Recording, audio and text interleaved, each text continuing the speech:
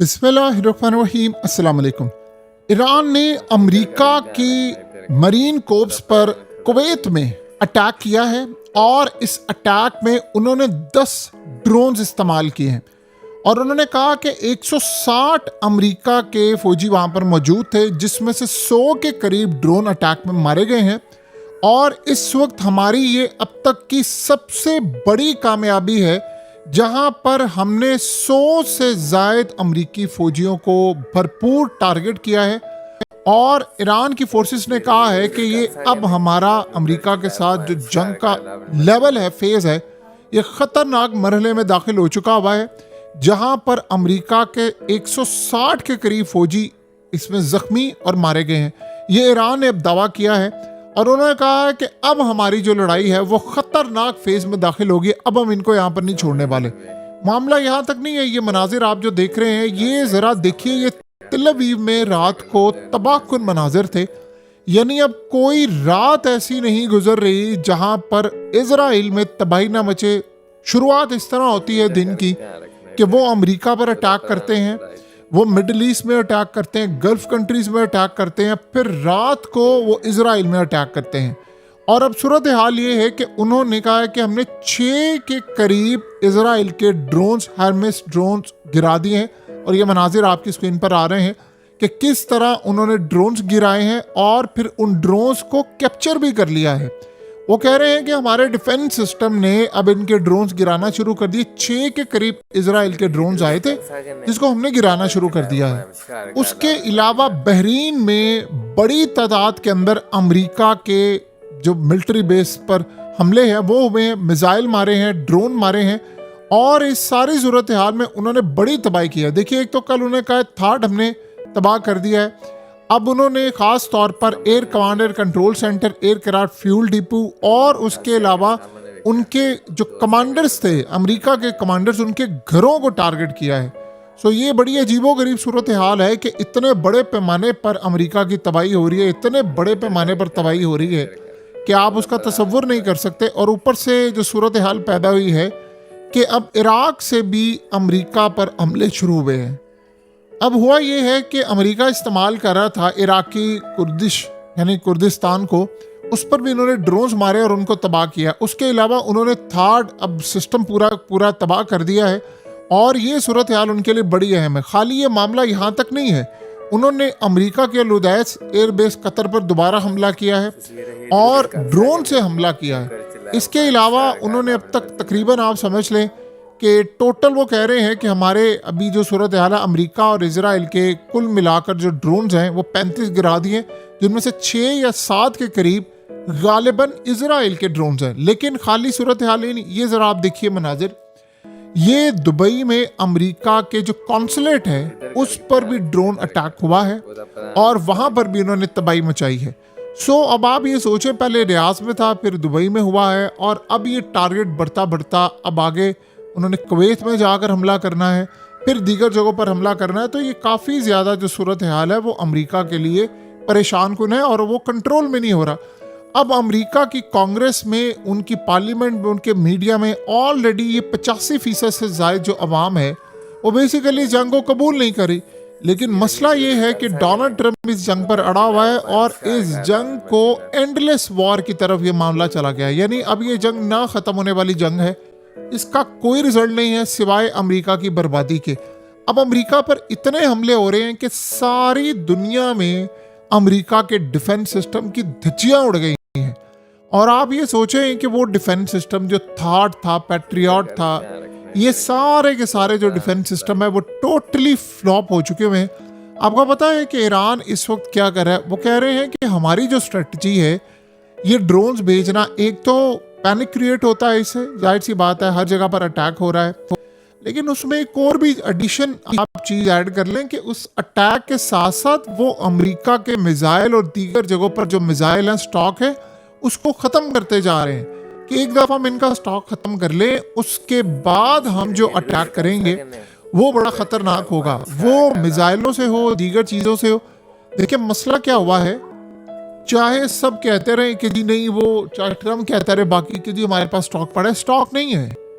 Marco Rubio ने खुद कहा है कि हम 6 से 7 मिसाइल बना सकते हैं महीने में, हमारी इतनी कैपेसिटी है। उसको टाइम लगता है और ईरान बना रहा है हजारों ड्रोन्स। अब आप सोचें, आप चंद हजार डॉलर का ड्रोन लेकर आते हैं, उसको गिराने के लिए आपने मिलियंस ऑफ डॉलर्स के मिसाइल आपने मारने हैं, इंटरसेप्ट करने हैं। अब अगर वो नहीं इंटरसेप्ट होता तो मिसाइल भी फारिग, पैसा भी गया, ड्रोन भी हिट कर दिया। लेकिन आप उसको रोकने के लिए 2-3 मिसाइल मारते, वो रुक ही नहीं पा रहा।